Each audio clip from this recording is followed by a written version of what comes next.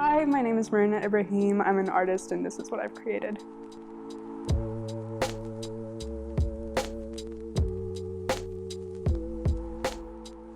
So my name's Marina Ibrahim. I am a junior illustration major. I was born in New Jersey, but I've lived in Nashville my whole life, but my entire family's from Egypt.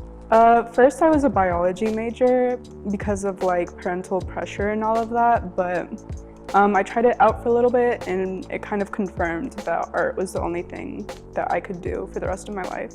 Like in the summer before 6th grade, I downloaded Instagram and I saw all of these illustrators and artists and I was like, oh, I could totally do that. And then I tried doing that and no, I couldn't. But for 10 years, I tried again and again to do that, and eventually I was able to do it. I didn't really have an art teacher growing up. I kind of took an art class in high school, but it was cut in half because of COVID, so mostly I'm self-taught, I would say. I'm gonna have to describe my work as inconsistent, but in a nicer way, maybe varied. I just go through a lot of phases. Lately I've been going through a brush pen phase. A lot of my artwork looks like the Japanese woodblock prints kind of. But before that I was going through a painterly phase where all of my artwork looks like oil paintings. Lately color hasn't been really a big part of my work. It used to be a heavy influence, but lately I've been just focusing on line work and negative space and things like that. A lot of the things I do right now, ever since I started being an illustration major, is digital, but I still like to go back and use chalk pastel or just draw in my sketchbook with a number 2 pencil. I usually use Procreate for digital art, but sometimes I will go back and beef it up with some Photoshop. So my creative process starts with me writing down all of the ideas that I have, maybe on a concept or a topic. And of those ideas, maybe 90% of them will be bad, but out of those 10%, I'll make little thumbnail sketches. And then usually with my class, I'll take about which idea should I do. And then after I get my thumbnail down and everything's picked out, I just jump right into it.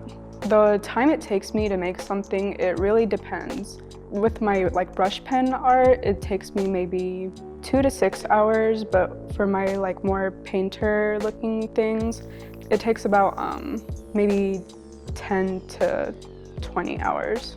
A lot of subject matter of my work, it's usually people.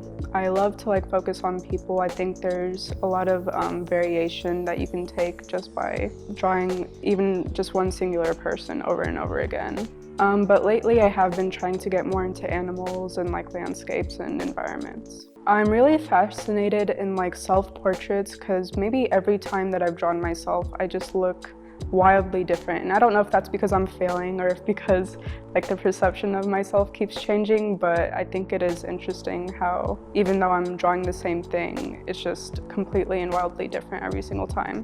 Recently I made a set of 6 stamps surrounding a theme. The theme I picked for it was Middle Eastern instruments. I really wanted to incorporate my culture and ethnic background more into my art because I realized I kind of let that sit in the background. So out of all 6 of the stamps, my favorite ones that I've made are the 2 wind instruments, the ney and mizmar, and also the kind of Arab-looking guitar, the oud.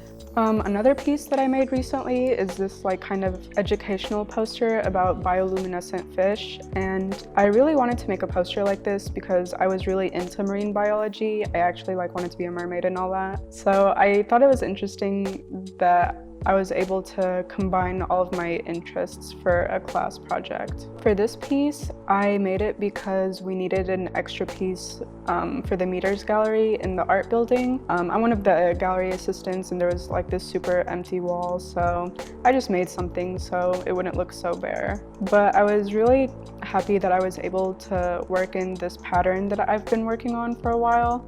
This pattern was kind of inspired by microscopic images of cells and bacteria, so I wanted to include it more into my artwork. It's kind of part of my biology background once again. It's coming back to haunt me.